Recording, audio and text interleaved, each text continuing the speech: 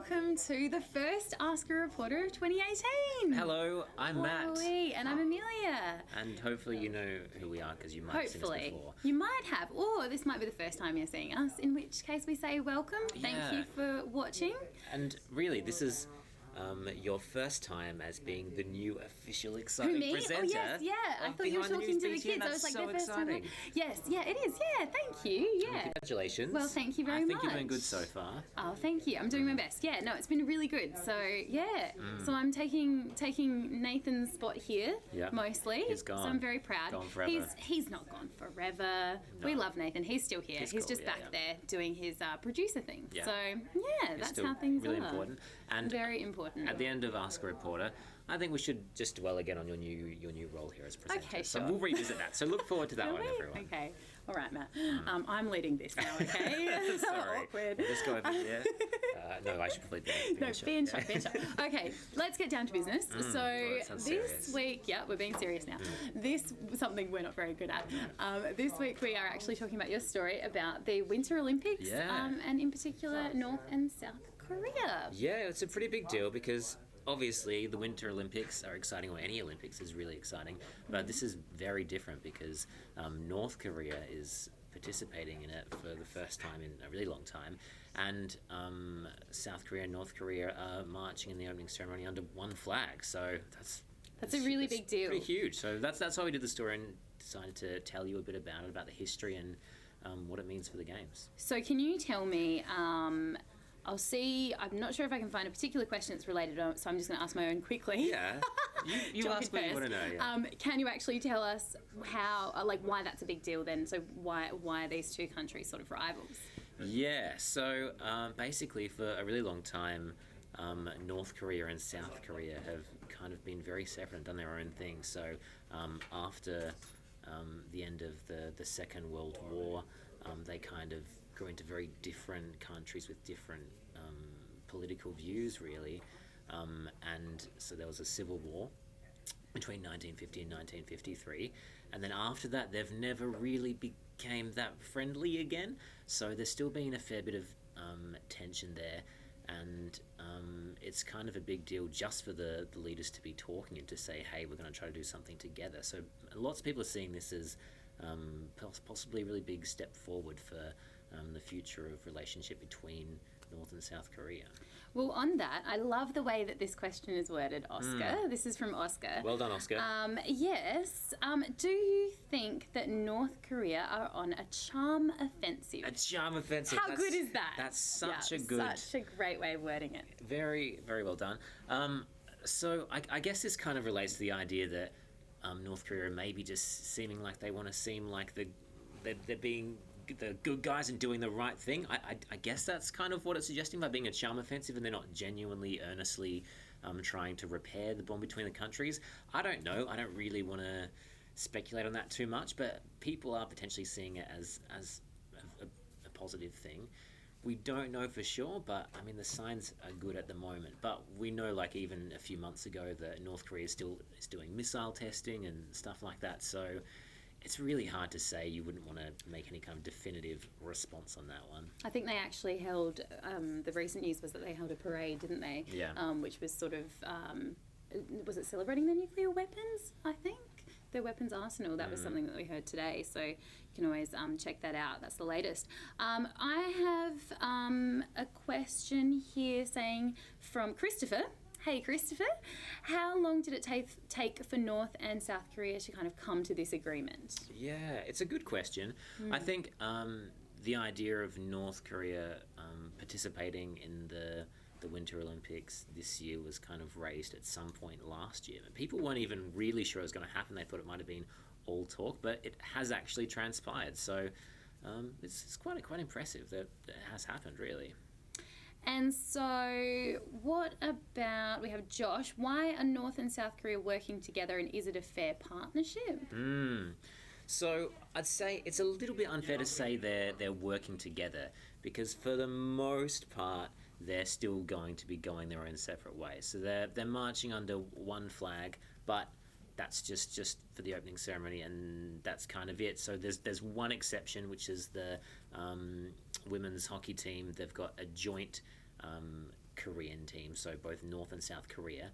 But all the other events, North Korea and South Korea are participating in separately. So this is just more of a show of some kind of union partnership. It's not like a huge big deal, and it doesn't necessarily signal anything for the future. It's a big deal that it's happening, but it doesn't mean that they have like a bond going forward necessarily. So that kind of might answer Max's question, who said, how will, inverted commas, Super Korea and capitals, I love it, go in the Olympics? So well, I guess that answers it a little, doesn't it? Yeah, look, it's a good question. I would say North Korea aren't really expected to take home any medals. So they've got a few competitors, but there aren't super high hopes that they're going to do particularly well. And in terms of the joint hockey team, they're not really expected to do that well either. I think they're ranked outside the top 20, so... There you go. So let's move on to some of the sports, perhaps, and talk a little bit more about that, and we'll see if we come back to some more on North Korea. But I don't know if you know this, but how many people, Matt, are participating in the Winter Olympics? How many people are participating in the Winter Olympics? Mark Oliphant College. There are around 2,000 athletes participating. Mm-hmm. So that's quite a lot of athletes. Did I see a little glance at your hands then? No. I definitely don't have a cheat sheet on my hands. So I don't know what you're talking about. That's 2,000. But around 2,000 from 92 different countries. So there's a few athletes, lots of different countries. How does that actually compare? Do you know? This is my question again to the to the Summer Olympics. How do the Winter and Summer Olympics compare? Do you know? I don't know. Don't know? Oh, sorry. That wasn't a very nice question, I know, Amelia. That's really unfair. Everyone just wanted to say, Amelia, don't be so mean to Matt. I'm the worst. Yeah. All right, well, here's... Garran, I hope I'm saying that right, Garran Primary School, Garran Primary School. What are all the different sports in the Winter Olympics? Now, you don't have to name all of them. So you want me to list all of the different sports? Let's give him a break, guys. We won't name all. I think there are 15 different disciplines, but within those disciplines there are more sports. So there's a huge range. You know what? I think I do have a list. You have a whole list? I have a list of some of the main... So these are some of the main sports, and there's still categories within them. Bobsled. How cool is that? Everyone loves a bit of bobsled. Everyone loves bobsled. Luge, skeleton, ice hockey, figure skating, speed skating, short track speed skating, curling. Have you seen curling before? Curling's the one where they have those stones on the ice and they're like, shh, and then there's someone else who comes alongside it and they're like, they've got a brush and they're like, shh, shh, shh, shh, shh. I think they missed. Basically, that's it. And then at the end, with the stone, this is the stone going on. I mean, stops. The funny thing is that Matt works in TV for BTN, but he doesn't get where the camera is and how that all works. Daniel, can you come back now? All right, okay. He's coming back. Would you like me to do another demonstration of how curling works? No, that's fine. You stay there. I thought it was quite visual, really. All right, I'm still going through my list. Can I ask, you just said something like skeleton? Did you say skeleton? Yeah. What's skeleton? Skeleton's the one where they're all in a line, right? And they... Oh, yeah. So that's skating? Yes. Yeah. That's pretty cool. I really like it. I think skating is a good one. Alpine skiing and snowboarding events. So we've got alpine skiing, freestyle skiing, snowboarding. Mm-hmm. Then the Nordic events, which is another category, biathlon, cross-country skiing, ski jumping. All right, well, guys, if you want a comprehensive list that you can check out yourselves, we can see if we can put that up later. But I think that answers most of it. Yeah. I'm going to definitely come back to a question I just saw, which is really off topic, can I just ask a question really quick? Yeah, go for it. Score out of 10 for the demonstration of curling just then. Guys, what do you think? Solid 9. I'm giving it like a 4. Out of 10, obviously. Out of 10. Is yours out of 10? Definitely not out of 5. Could be out of 4. It's a 4 out of 10. 4 from 4. Only because you just went off screen. Yeah, no, and I was doing that deliberately. Competing, you'd almost be like off the thing that they skate on, so that would be points. Yeah, that's fair. All right, we can move on. That's okay. Yeah, we'll move on. All right, so let me see. Whoa. Oh, it's lots of questions for me. This is nice. Hang on. Oh, questions for Amelia. Should I be asking the questions? No. We'll come back to this later. Okay, all right. Don't forget though. We've kind of said how are people going to be kept safe? That's Mount Pritchard Primary School. Well, I'd say at any big event like this, there are going to be heaps and heaps of security and officials who are very well organised and trained for situations like this, basically. So there are going to be lots of practices in place that are designed to keep people safe, keep the peace, make sure everything goes relatively smoothly, and Olympics tend to go pretty well. So. And so, sort of on the same subject, this is also from Mount Pritchard. Yeah. Are people scared that a war will break out? So I guess that's a slightly broader question, but we can answer that. I guess is that asking between North and South Korea, or North Korea and other parts of the world? Yeah, perhaps North Korea and other parts of the world. I might assume. Lots of people have looked at the announcement, at least initially, of North Korea participating as being a good sign. Obviously, some people are skeptical as well, and it's hard to say. So I'm sure lots of people always have fears and concerns, but I don't think we need to be worried right this second about war breaking out. No, definitely not. Also, I mean, a lot of North Korea's sort of actions and moves are often, it's often sort of a show of power. Yeah, it's trying to look very, very impressive Yeah. And powerful, and they're not necessarily always No. demonstrating they're the most advanced country in the entire world, you know? I don't know if you sort of answered this a little bit, but why are these games so important, and do you think that North and South Korea can be friends now?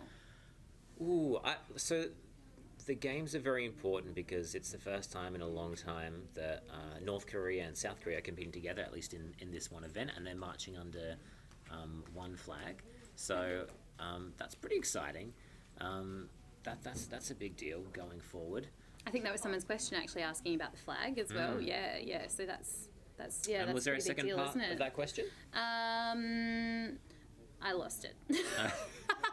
I'm sorry, okay. bear with me, guys. Yeah. Me and the tablet, we need to get to know each other a little better because I'm just really like all over the place here. So sorry. Yeah. Oh, okay, yes. So let's do the see my curling. demonstration like this.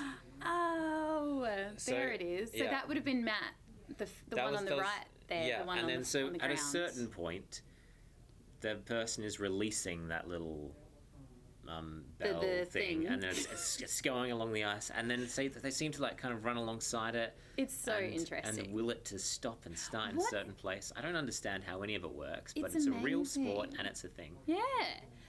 Do you think they must have special shoes? Because they're not ice skates. They look like. I didn't wearing my like curling shoes today, so they don't. They're not curling shoes. curling shoes. Yeah, I don't even know what a shouldn't curling shoe is. All right, so how about we have Westmead Public School. Hi guys, Hello. thanks for tuning in. How many sports have there been over the Winter Olympics history? So do you know how many that might not even be yes, around anymore? some definitely, and they all have names. No, so really though, there are some sports that have come and some sports that have gone. There's quite a few that have stayed the same, and really I don't think they change up too much. So there are occasionally demonstration sports and some that have left and come out of favour and come back again. I think curling might have been one where it left and then disappeared for a while and came back. Yay, curling. Talked about curling a lot today. But you know what? We really like curling at this, Here's a question and an answer. Okay. I don't know if he's allowed to do that. Are you allowed to ask yourself a question? What I'm Okay, doing that's is fine. whatever I want. Go for it. Because you haven't managed to stop me to say, no, genuinely, I'm answering a question that was All right, asked. go for Because I had a quick read through of some of the questions earlier. Okay. I should say that I did do that. Well, and one of them prepared. was about asking like the youngest and oldest Olympians. Could you maybe find out who asked that question potentially? You tell. So, and I was like, that's a really interesting question because like, how old do you have to be an Olympian? Like, at what age can you start doing it? At what age are you going to be good enough to be competing against fully grown adults? And then, how old is too old? Well, it turns out that the oldest competitor is from Canada, and she is 51. And guess what sport she's competing in? What? It's the Oh no. the shh and the stops one. Once again, they That was- can't that was see still you curling. outside of the screen. I know. You So- really just lined that up, didn't you? I did, and then He so knew the what he was youngest doing. is curling shoes. That's cool. Oh, curling shoes. They are different to the ones I'm wearing. I should have got mine from an official curling shop. Yeah. You can make them at home. Maybe they look like a little coaster on the bottom. I think you want specialized curling shoes. And then the youngest competitor is 15. I think she's a snowboarder. Yes. Oh, no, wait, no, I've got confused. Don't worry, Okay. don't mind me. But there is a snowboarder who is competing who her first Olympic competition was when she was 15. She's an Australian. That's cool. So that's pretty cool. Okay, so I really just love that we've kind of answered this, but they were really pleading with me, so I feel like I have to say it. Mark Oliphant College again. Hey, I have a question for you. How many sports are there? Please read this comment. Thank you. Bye. How many sports are there?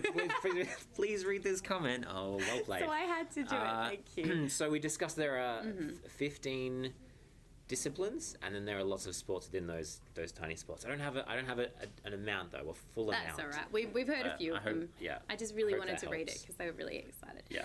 So how many countries participate in the Winter Olympics? Yes. That's Georgina. Oh, I'm reading the wrong part. There we go. Now I found your names. Georgina. Sorry, guys. So it does change a little bit. Each Olympics, year? depending on who's there. So there are some new some newbies into the Winter Olympics. I think Malaysia might be one of them. I think there are 92 countries this year. Will all of them win medals? Almost certainly no. So maybe next Olympics. Yeah, just 100% no, really. But unless they bring in participation medals, I mean that would be kind of cool. Is it? No, because going to the Olympics is a big enough achievement in itself. Yeah, and maybe you'll get true. a nice little cool Olympics jumpsuit to wear, like a little button-up top. Well, that's true. It's got Olympic rings. You know what's interesting, actually? No one's asked about it, but there was a story yesterday saying that because of sanctions on North Korea, they're actually not going to get any of the freebies that other athletes get when they go to the Olympics, which is a kind of a cool thing if you get to go to the Olympics and then you're like given a branded uniform from America, and you're given they give them a free phone. Free phone? Yeah, you get a free really special cool won't say the brand phone. So but no, they don't get any of it because of those sanctions. So sanctions mean that a different brand of phone to the one that you own? Yes, it is. Oh, there you go. The one I own is better.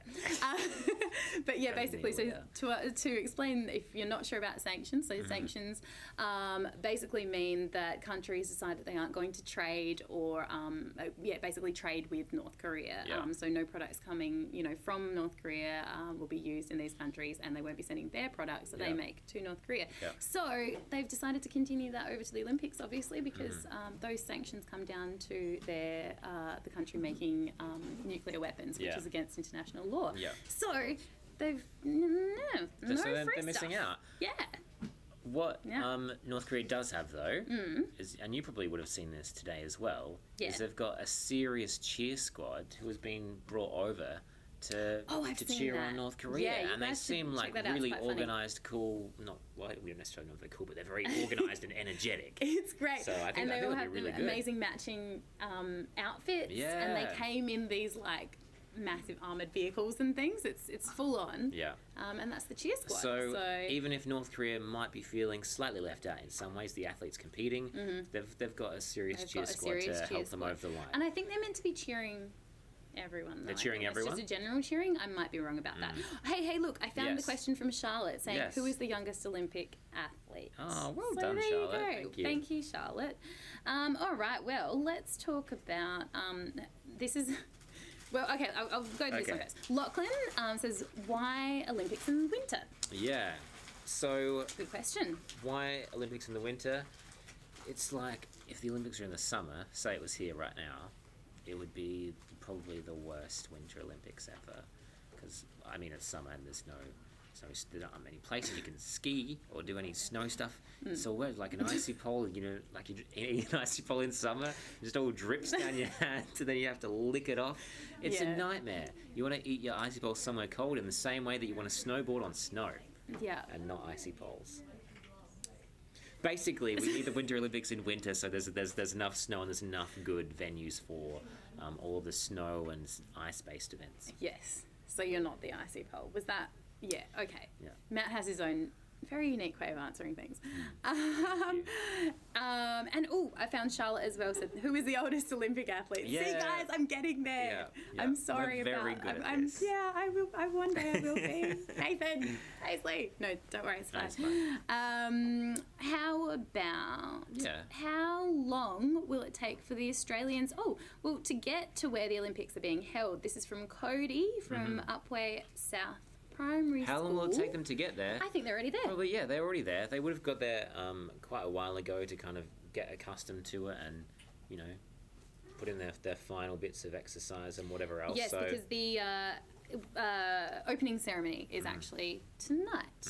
Yeah. So, yep, they're there already. They would have hopped on a plane. They wouldn't have had to ski there if they tried to ski to South Korea from Australia. How would that have gone, Matthew? Not well. Not well. I like this. Is this how you ski? Is this better than my curling demonstration? I think it's not like this. Is it? And then because this is the worst video game really ever. Fast, when they go really fast. When they go really fast, you can't like this. keep doing this. You need to like stop. Yeah, like this. We need a green screen behind us. Anyway, Whoa! Look out for that. Moving tree. on.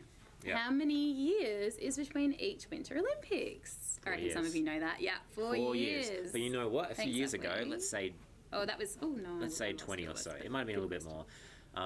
The Winter and Summer Olympics were in the same year, but they were like, hang on, I think we should do something about this. So they separated them by 2 years. So there was a period of time where you had the Summer and Winter Olympics, then 2 years later, when they'd moved the Winter Olympics, you had another shot at winning a medal. So that would have been pretty handy if you're an athlete. So what do we have? That's how it is now, right?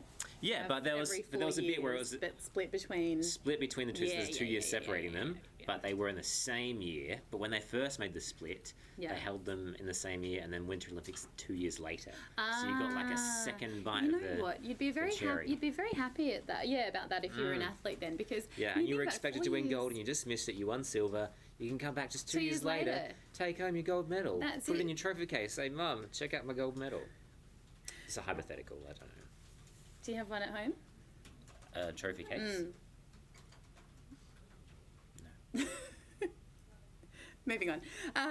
What food do they eat at the Winter Olympics? Do you know that? I don't know what food they eat, but I was really curious. That really, I knew you'd like that because, food's really great. We love food. But I imagine that a lot of the time they're going to be eating food that they're like fairly comfortable with and isn't that dissimilar to what they've been eating, because you've got to imagine that mostly athletes are going to be on a very strict diet with the kinds of foods they eat and when, so they're going to maintain that as much as they possibly can. So I don't think they'd be doing anything that dissimilar. You wouldn't suddenly go to the Olympics and decide you're going to try whatever the local cuisine is for the next 2 weeks. But you say this, but I remember hearing about the food at the Summer Olympics, and I remember they were talking about it, some of the athletes saying they had heaps of different international foods, and they had some junk food as well, because I reckon they were like sponsored by some big companies, and so I remember them talking about that, which seems like such a terrible idea. I think I'm right about that. I'm pretty sure I remember that. Yeah. Because, you don't want to have access to heaps and heaps of junk food, do you? You do want to be pretty healthy. You think that those athletes are going to have some,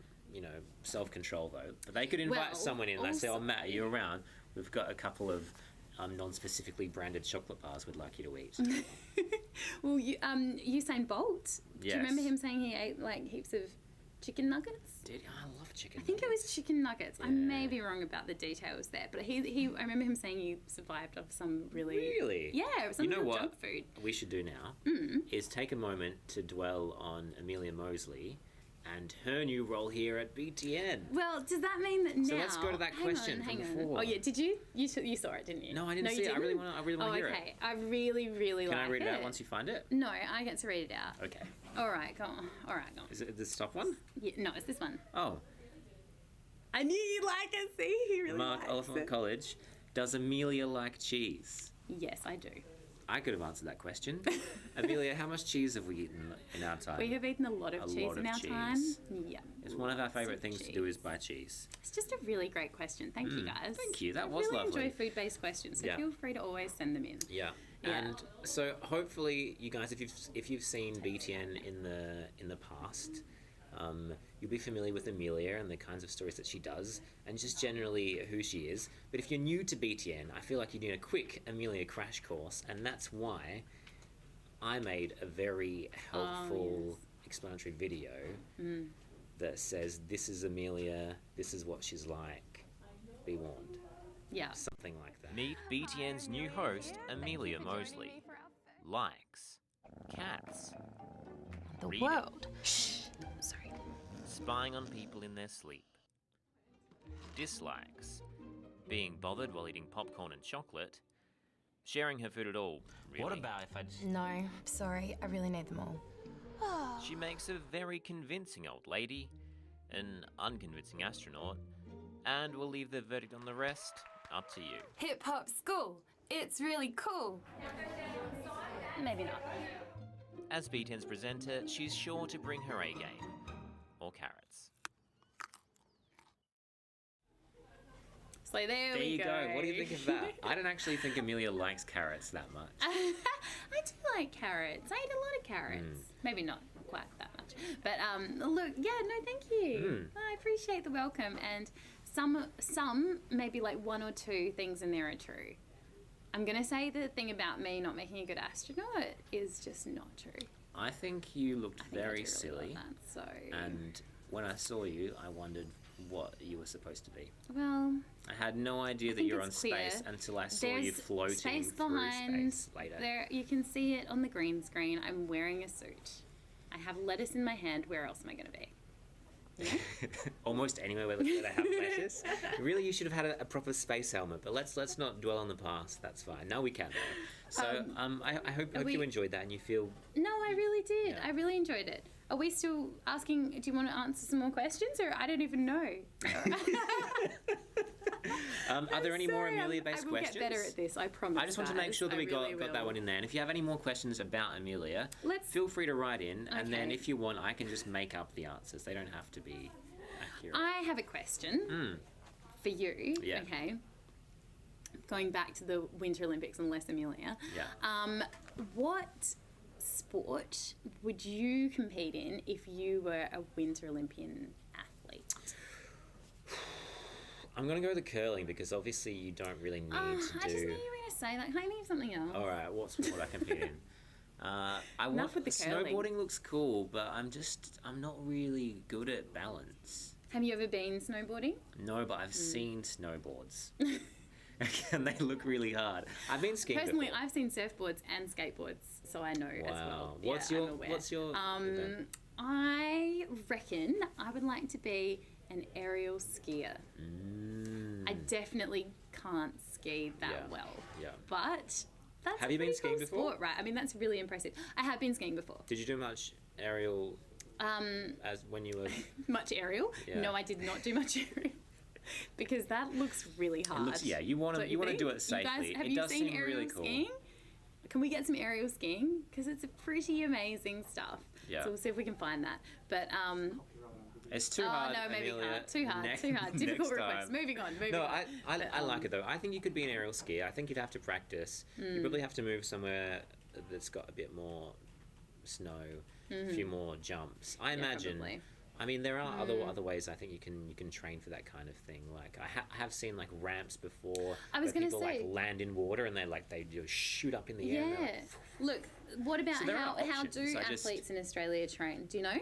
No, I'm just Winter saying. Olympic athletes. Winter Olympic athletes. No, I've seen that kind of footage before though, where they have like a ramp, like a hot Australian summer, and they fly off and they can practice their Yeah. acrobatics and that. And I imagine you'd be able to do things like trampolines and stuff where you'd learn your flips. But Yeah. I don't really know, but I'd like to know. So if you know, Cool. If you know, let definitely us know. tell us. Now I think maybe we should talk about Ask a Reporter for next week. Do you have any idea what it is? Well, hang on. Let's do just one final Oh, question. okay. I'm because sorry. I kind of like. Aerial skier. Oh, we do have we an have an aerial aerial skier. skier. I think so. Just Maybe. imagine my face.